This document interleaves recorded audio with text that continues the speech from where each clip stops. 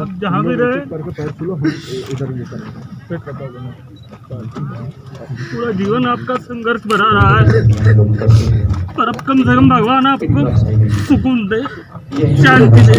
ये है हमारी अभिव्यक्ति उनके प्रति है और आपको अपनी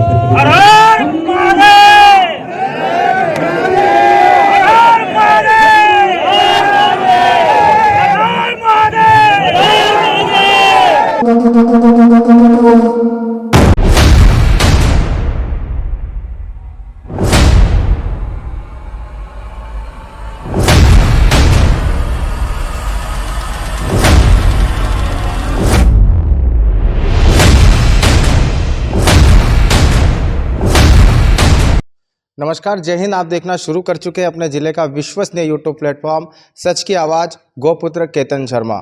विधानसभा चुनाव 2023 आ चुके हैं। हलचलें तेज है।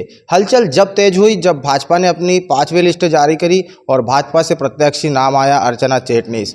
ऐसे ही में जो नंद कुमार सिंह जी चौहान निमाड़ के जननायक, निमाड़ के राजनीतिक कहे जाते थे, उनके समर्थकों में खासा रोष आया। जैसे हर्षवर्धन सिंह चौहान भोपाल से लौटे, हजारों की तादाद में उनके युवा साथी उन्हें लेने पहुंचे और उन्होंने शंखनाद कर दिया निर्दलीय चुनाव लड़ने का। ऐसे में चारों तरफ जब हम घूम रहे हैं तो वहाँ सिर्फ एक नाम चल रहा है, वो है हर्षवर्धन नंद कुमार सिंह चौहान। आखिर इतने गद्दावर नेता के पुत्र को ऐसे तेवर क्यों अपनाना पड़े? क्या है सब कुछ और कैसा रहा अब तक? हम जानने पहुंचे हैं उनकी माता श्री दुर्गेश्री चौहान से। स्वागत है आपका जी। एक निमाड़ के जननायक नंद कुमार सिंह जी चौहान निमाड़ की नैया कहे जाते थे। जब वो होते थे घर पे भी काफ़ी कम समय देते थे और कहते हैं कि जब एक कामयाब इंसान होता है, कामयाब जननायक होते हैं, उनके पीछे एक महिला जैसे कि आप उनके पीछे थी। कैसे देखते थे उस समय नंदू भैया की उस यात्रा को? उस यात्रा को मैं बहुत अच्छी देखती थी और मुझे काफ़ी गर्व है उनके काम करने के ऊपर। जनता की सेवा, बीजेपी की सेवा उन्होंने बहुत की। मुझे गर्व है इस बात पर। असमय उनका जाना किसी के लिए भी बहुत ही रोंगटे खड़े कर देने वाला था। असमय वो चले गए। उस समय लोकसभा के उपचुनाव होते हैं और फिर जो समर्थक थे नंदू भैया के, उनको कहीं ना कहीं लगा कि हम अपने नंदू भैया को हर्षू भैया के रूप में देखना चाहते हैं, मगर किसी कारणवश पार्टी ने जो प्रत्याशी दिया वो सबके सामने है। फिर आपको ऐसा लगा था कि विधानसभा चुनाव में हर्षू भैया को आना चाहिए और उस कार्य को जो नंदू भैया ने आगे बढ़ाया था उसको आगे बढ़ाना चाहिए? जी बिल्कुल, मुझे लगा था कि उस कार्य को आगे बढ़ाना चाहिए।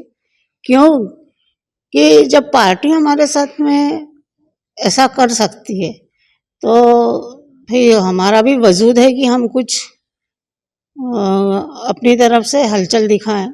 और हम पार्टी का विरोध नहीं कर रहे हैं, लेकिन जो थोड़ा सा मन को जो लगता है वो और जनता का प्यार है। जब जिस दिन हर्षू का नाम नहीं आया लिस्ट में, उस दिन हर्षू को ऐसा लगा और हर्षू को लगा और जनता को लगा कि अब हर्षू भैया ने आगे बढ़ना चाहिए। और जनता की प्रेरणा पे ही हर्षू आगे बढ़ा है। और जनता के उत्साह को देखते हुए मैंने भी उसे कहा कि नहीं बेटा, अब तो तू लड़ ले, निर्दलीय लड़ ले, जो होगा वो देखा जाएगा। हमने उस दिन भी सुना कि आपने कहा कि मैं अपने बेटे को आपके सुपुर्द सौंप रही हूँ, अब सारा कुछ आपको ही इसको देखना है। जब नंदू भैया थे उन्होंने जीते जी कभी अपने परिवार के लिए कोई पद नहीं मांगा था, कभी उन्होंने ऐसा नहीं करा कि अपने बेटे को आगे बढ़ाना है। वो निश्चित रूप से हर छोटे व्यक्ति को, कार्यकर्ता को ही आगे बढ़ाते रहे। कहीं ना कहीं आपका मन दुखता है कि पार्टी उनके जाने के बाद उनके नाम को भुला रही है, या आपको एक टिकट के लिए संघर्ष करना पड़ रहा है जबकि नंदू भैया प्रदेश में टिकट बांटा करते थे? ये तो देखिए कि ये पार्टी को ही सोचना चाहिए कि वो क्या कर रही है और क्या नहीं कर रही है नंदू भैया के बेटे के साथ में। इस मामले में मैं क्या बोल सकती हूँ, पार्टी इतनी बड़ी है। एक जब हर्षू भैया सुबह से निकलते हैं, जनता के बीच में जाते हैं, एज अ माँ, वो माँ कैसे देखती है कि आज जब उनके पिता नहीं है, आज उसी कार्य को उनका बेटा आगे बढ़ा रहा है, उस समय के हर्षवर्धन में और इस समय के हर्षवर्धन में एक माँ की नज़रिए से कितना नज़रिया बदल गया? मेरा नज़रिया बहुत बदल गया है और मैं मेरे बच्चे को जब देखती हूँ कि वो जा रहा है बाहर तो मुझे बहुत अच्छा लगता है। मुझे इनकी याद भी आती है कि ये एक समय था कि वो भी ऐसे ही जाते थे। जनता को भी कहीं ना कहीं उसमें नंदू भैया नज़रिए आ रहे हैं। समूचे विधानसभा की जनता को क्या एक माँ संदेश देना चाहेंगी? क्या वो कहेंगी अपने बेटे के लिए जब वो मैदान में रणभूमि में उतर चुका है? मैं जनता से यही कहना चाहूँगी कि मेरे पति ने जो सेवा की भाजपा की और जनता की, अगर उसका प्रतिफल देना चाहते हैं तो यही दें कि हर्षू को वोट देकर जिताएं और काफ़ी मतों से उसे जिता कर लाएं। मतलब यही एक सच्ची श्रद्धांजलि होगी। यही एक सच्ची श्रद्धांजलि होगी उनके प्रति।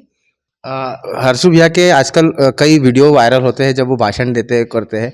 कई लोग हैं जो पुराने राजनीतिकार हैं, वो कहते हैं कि ये जब बोलते हैं तो ऐसा लगता है नंदू भैया बोल रहे हैं, जब वो रुकते हैं तो ऐसा लगता है कि नंदू भैया ऐसे ही रुक कर बोलते थे, जब वो चिल्ला कर बोलते तो ऐसे ही लगता है कि जब नंदू भैया भी ऐसे करते थे। वो माँ कैसे देखती है, कैसे सुनती है? सुनते हैं आप हर्षू भैया के भाषण?